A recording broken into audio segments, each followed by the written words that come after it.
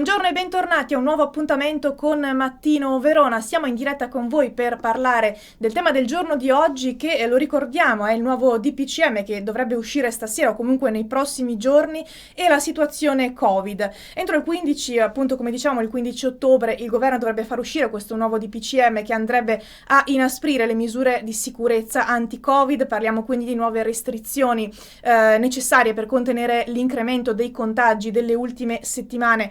Anche per quanto riguarda il Veneto, infatti, si parla di circa 500 nuovi casi al giorno e di 6.088 attuali positivi. Da mercoledì scorso è già stato introdotto l'obbligo di indossare la mascherina anche all'aperto, quindi per quanto riguarda ulteriori invece inasprimenti di queste misure, i giornali quotidiani nazionali parlano di chiusura anticipata di bar e ristoranti, di uso di mascherina anche per chi fa sport, limitazioni per le feste private e abbassamento di capienza dei trasporti pubblici, ma per il momento rimangono chiaramente delle ipotesi in attesa di comunicazioni ufficiali da parte del governo. Per parlare di questo, della situazione Covid in Verona e in Veneto, siamo in collegamento con il dottor Ercole Concia, infettivologo.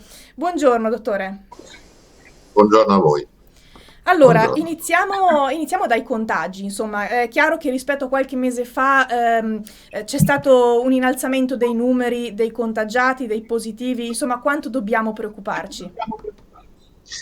Allora, innanzitutto dobbiamo guardare anche vicino a noi. In Europa è iniziata la seconda ondata con punte estremamente gravi in Francia, nel Regno Unito, in Belgio. In Francia siamo fra 15 e 20 mila casi al giorno.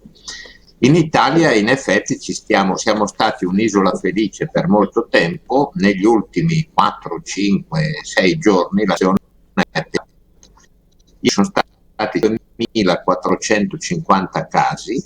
Per darvi un'idea, il massimo che avvenne a marzo era di 6.500, quindi siamo tornati indietro di alcuni mesi. Quindi io ritengo, dobbiamo anche però fare una distinzione. Attualmente la situazione più pesante è il Sud Italia rispetto al Nord, quindi in particolare Lazio, Campania, Puglia, eccetera. Sicuramente il Veneto non è messo benissimo. Dobbiamo però precisare che molti di questi casi, contrariamente al passato, a marzo erano tutti malati positivi, oggi sono quasi tutti asintomatici, ma non tutti. Una certa quota deve essere ricoverato in un reparto medico, qualcuno meno per fortuna in terapia intensiva. Quindi io credo che oggi il lockdown non possiamo perderci motivi socio-economici, ma queste restrizioni sono doverose.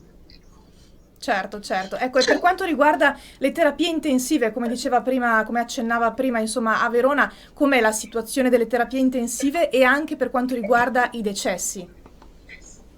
No, sicuramente qualche decesso c'è, qualche malato in terapia intensiva c'è, ma siamo ben lungi rispetto a quanto accadde a febbraio-marzo. Non dimentichiamo anche che in questi mesi i posti in terapia intensiva sono stati aumentati in modo significativo e anche i reparti medici, non solo ci sono le malattie infettive e le medicine interne, ma c'è già pronto il reparto Covid a Borgo Trento, quindi il Veneto può rispondere sicuramente bene a un'eventuale altra situazione che si può aggravare. In Italia non dappertutto, ecco, proviamoci chiaro, ecco, nelle regioni del sud mancano ancora oggi dei punti intensiva, eccetera, eccetera. Quindi c'è una differenza sicuramente fra l'Italia e il resto d'Europa e c'è una differenza in Italia fra una regione e l'altra. Quindi secondo me i provvedimenti forse non dovrebbero essere uguali per tutti, ma in parte studiati per le singole realtà regionali.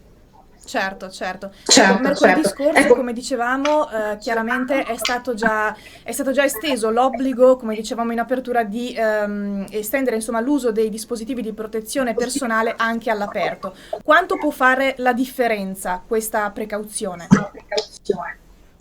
Allora, le misure importanti sono tre. Cioè, vale a dire evitare gli assembramenti, lavarsi le mani e le mascherine. Quindi non riteniamo che per la mascherina possiamo fare quel che vogliamo. Questo non è vero. Cioè, la mascherina è un utile mezzo per difenderci, ma la cosa più importante è l'assembramento. Noi non dobbiamo metterci in un bar o vicino a un bar o sui mezzi pubblici o dove volete, se mettiamo troppe persone il rischio di contagio esiste. Quindi riduciamo il più possibile l'assembramento, laviamoci le mani e indossiamo le mascherine, ma non è la mascherina che ci salva sempre e ovunque. Chiaro, chiaro. E se mi permettete, vorrei anche, mi scusi se la interrompo, prego. Ricordiamoci che le mascherine che ci possono essere realmente utili sono le mascherine chirurgiche. Tutte le mascherine che in questi tempi si sono inventate le persone, cosiddetta mascherina di comunità fai da te, sono meno efficaci. Quindi se possiamo, diamo le mascherine chirurgiche. Certo, certo. Ecco, e andiamo avanti invece con i tamponi. Insomma, secondo le ultime disposizioni, ora basta un solo tampone per insomma, essere dichiarati guariti. Insomma, ma basta veramente questo unico tampone? Ma io credo che nella situazione attuale possiamo anche, io ho visto delle cose un po' assurde, che dobbiamo in alcune situazioni addirittura fare 2 o 3 tamponi.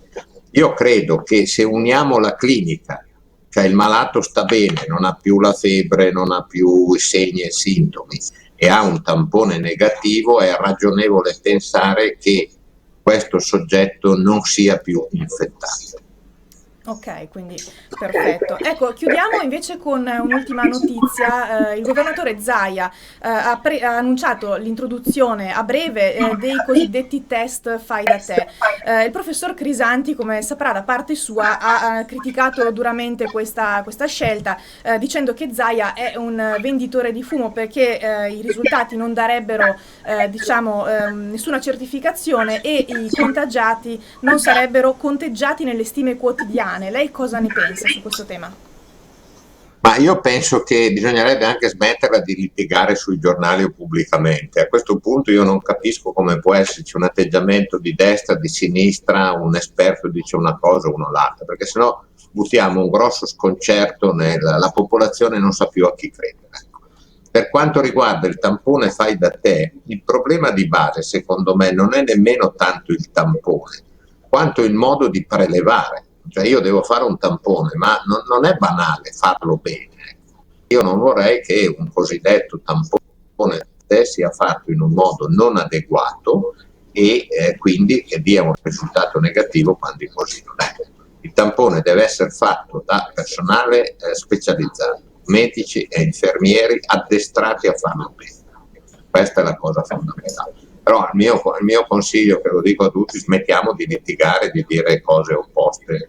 Ogni giorno vediamo liti sui giornali, che trovo inqualificati. Certo, è stato chiarissimo. Bene, allora noi ringraziamo il dottor Ercole Concia per essere stato con noi questa mattina. Grazie per averci chiarito le idee sulla situazione Covid e insomma alla prossima. Buona giornata. Benissimo, allora noi vi salutiamo per il momento e vi diamo appuntamento tra pochi minuti per una nuova intervista sul tema del giorno di oggi che, lo ricordiamo, il nuovo DPCM è in uscita in questi giorni e la situazione coronavirus. A tra poco.